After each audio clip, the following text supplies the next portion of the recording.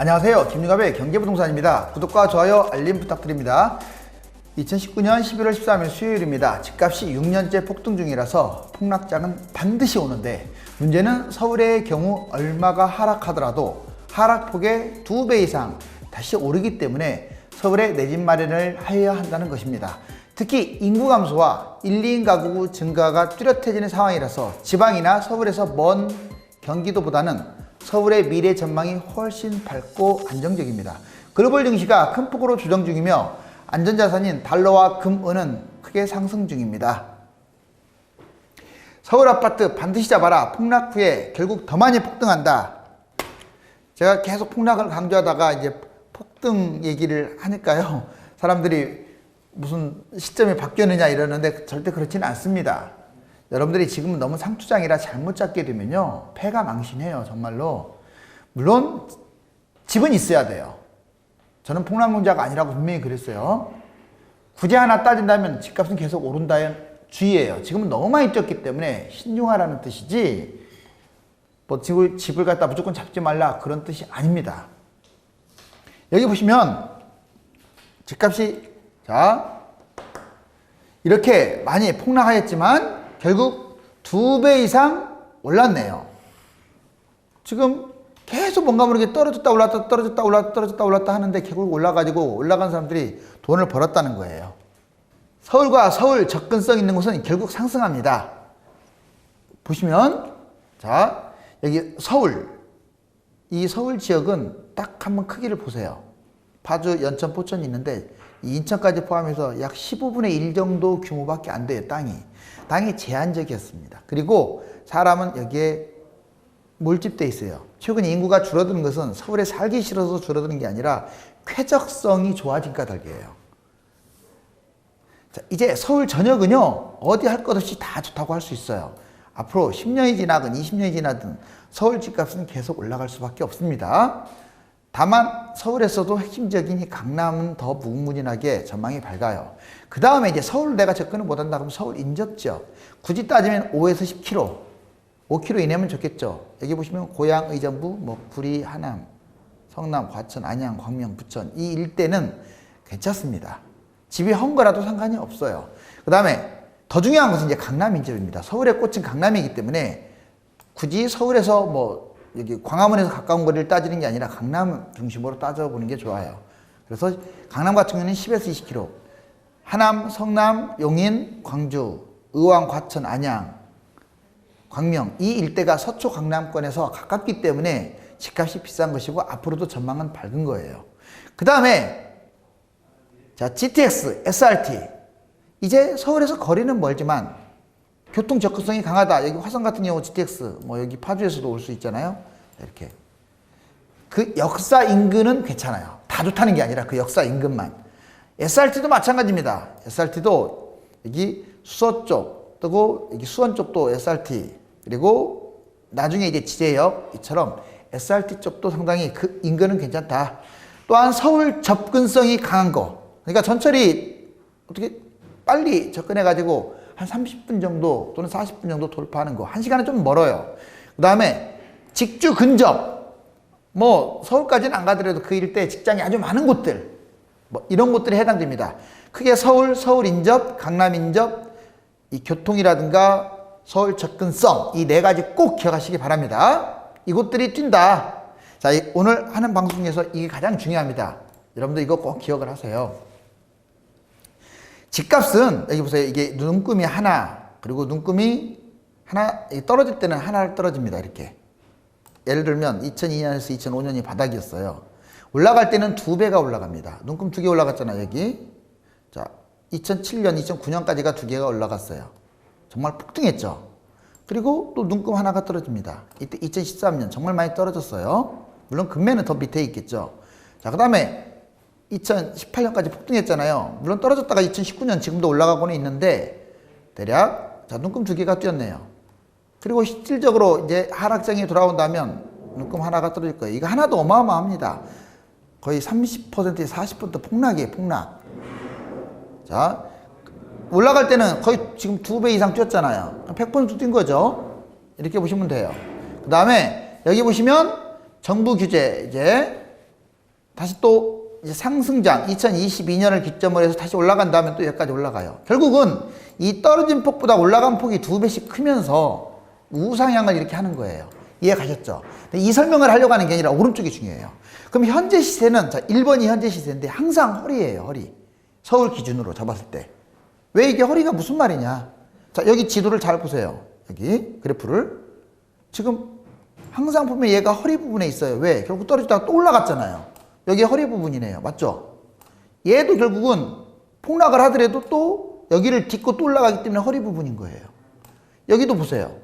자, 이 폭락을 했어도 결국 더 많이 뛰기 때문에, 두 칸이 뛰기 때문에 허리예요. 그러니까 1번 현재 시세는 항상 허리라는 생각은 가지셔도 돼요.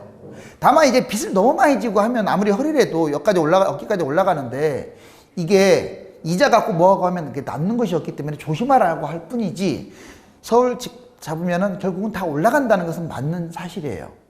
아까 제가 처음에 말씀드렸던 네 곳은.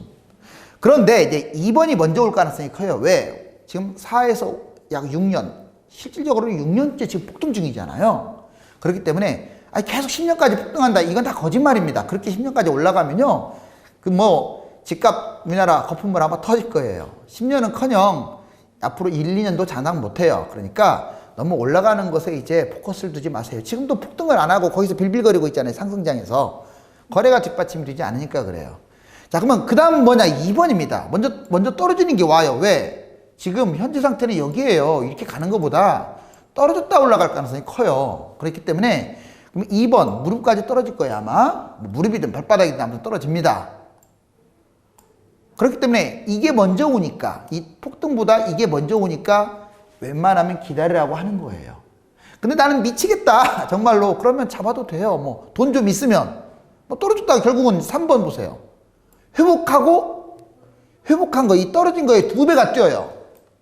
실질적으로 2019년 현재는 2배가 더 뛰었어요. 거의 3배 뛰었어요. 떨어진 거에. 이해 가셨죠? 자, 그러니까 결국 손해보는 일은 없습니다. 물론 이 떨어지는 기간에 정말 멘탈이 무너지거나 또는 경제가 힘들어져서 파산할 경우가 있어요. 그 경우만 조심하면 뭐 결국은 또 올라갑니다. 결국 지금 시세는 항상 허리다, 이걸 명심하세요. 그런데 너무 지금 올랐기 때문에 2번 폭락장이 먼저 올 것이다. 자, 3번 결국은 더 많이 뛴다. 이 세 가지 원리를 보면서 여러분들이 자기 상황에 맞게끔 선택하는 게 좋아요. 나는 기다리는 게 맞다고 보는데 돈이 뭐 많거나 나는 실거주거나 하는 분들은 뭐 무리하지 않는 선에서, 호가 매수하지 않는 선에서 좀 조정장이 올 때 매수해도 결국 뛰니까. 자, 이거 전체적으로 이해 가시죠? 이건 100% 맞는 말입니다. 이건 틀리지 않아요. 자, 이번에 집값 하락 징조. 지금 집값 하락 징조가 곳곳에서 나타나고는 있어요. 정부가 뭐 막든 어떻든 간에 결국은 집값이 하향 안정세를 취할 수밖에 없을 겁니다. 자, 전세값이 지금 추락하고 있다. 뭐 엄청나게 추락하는 것은 아니지만 지금 상승률이 올라갔다가 지금 내려가는 추세입니다. 이렇게 올라가다가, 그 다음에 거래량이 크게 감소된다. 자, 이게 상당히 중요한 요인이에요. 거래량 정말 중요하거든요. 폭등장 후에 거래량이 감소하는 것은 하락을 의미해요. 매물이 잘 안 팔린다. 실질적으로 여러분들 매도 호가만 다 높죠? 거래 실질적으로 많지가 않습니다. 그 다음에 정부 규제가 정점에 이르렀습니다.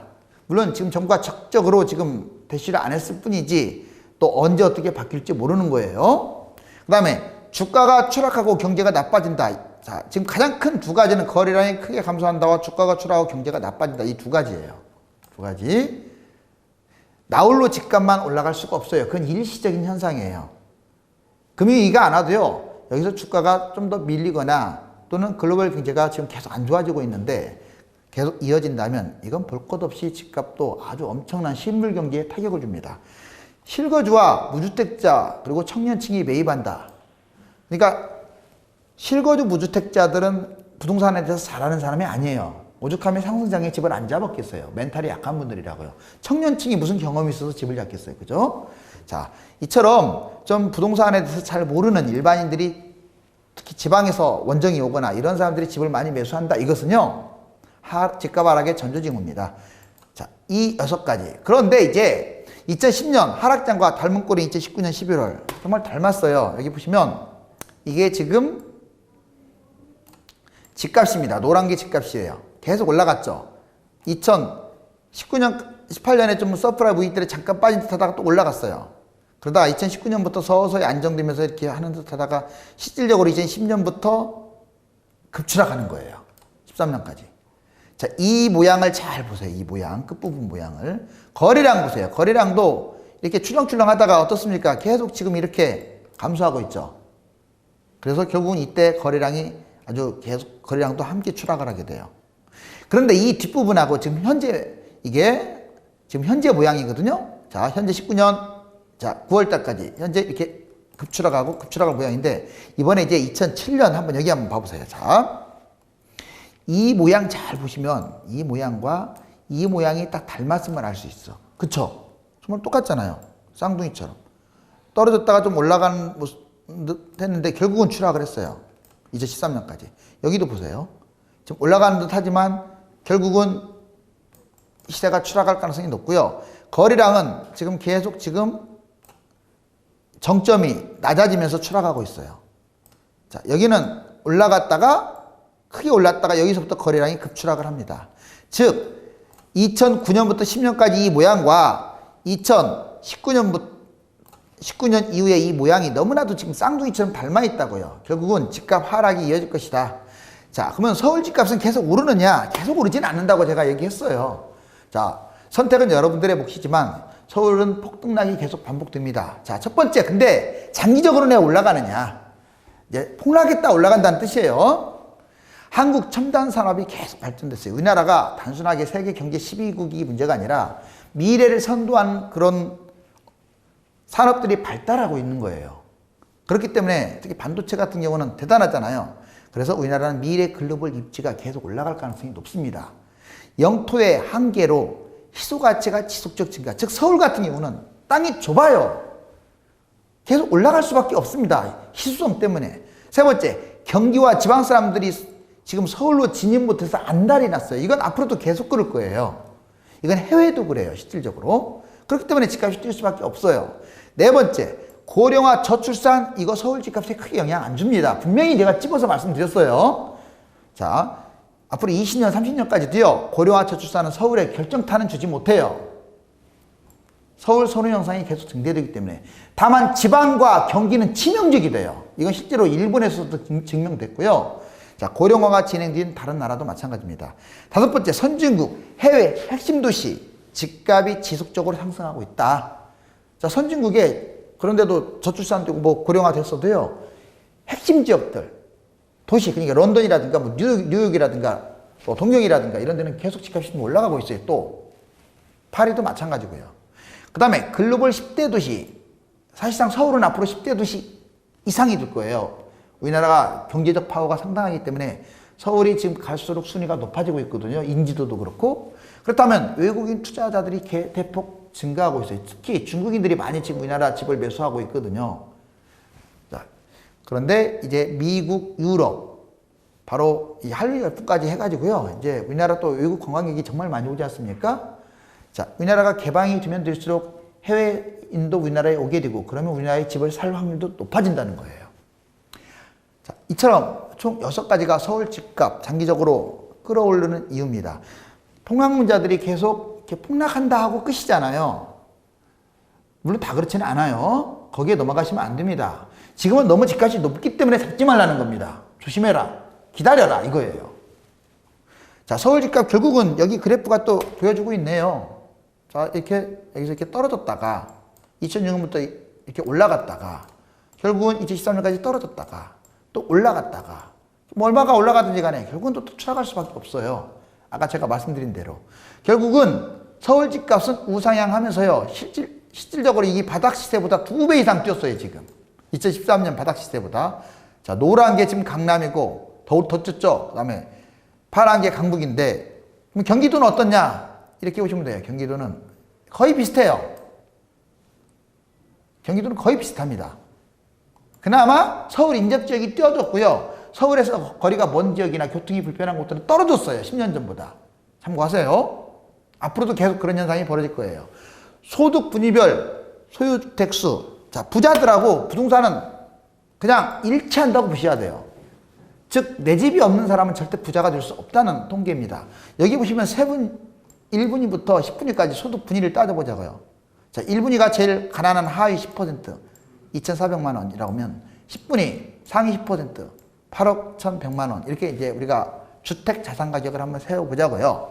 그러면 여기서 보시면 자, 1분위부터 보세요. 한 번도 거리지 않고 2분위 위로 올라갈수록 주택수가 많아지고 있죠. 이건 상당히 중요한 사실인 거예요. 즉 주택수가 많은 것과 부자, 이것은 삼관관계가 있는 거예요. 무주택은 절대 부자가 될 수가 없습니다.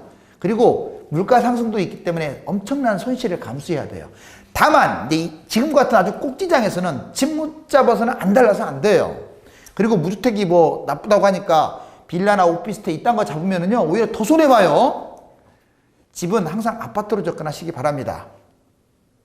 자, 여기 보시면 사람 한 명 올라가 있고 여기는 3명이 올라가 있는데 뭐 저울추가 크게 차이가 나지 않네요. 이 사람은 집을 갖고 있어요. 이 사람들은 집이 없는 무주택자들이에요. 자, 바로 주택은 구입을 해야 한다. 정부의 부동산 정책을 당장 어떻다 단정 지을 수는 없으며 집값이 계속 오르는 것을 방치할 수 없다고 판단합니다. 하지만 지금 상황에서 폭등 가능성은 거의 없기 때문에 타이밍을 잘 골라서 1에서 3년 하락장에 매수하거나 또는 호가가 사라지고 금매가 출현하는, 예를 들면 올 겨울이라든가 뭐 선거 이후라든가 이 시점에서 매수하는 방법을 선택하는 게 좋겠습니다. 김종갑의 경제부동산은 폭락장의 도피처가 아니며 부동산과 경제로 여러분들에게 소중한 내 집 마련과 수익을 안겨주는 것이 목표입니다. 즉 생산적인 방송입니다. 다음 시간에 보다 알찬 방송으로 여러분들 찾아뵙겠습니다. 감사합니다.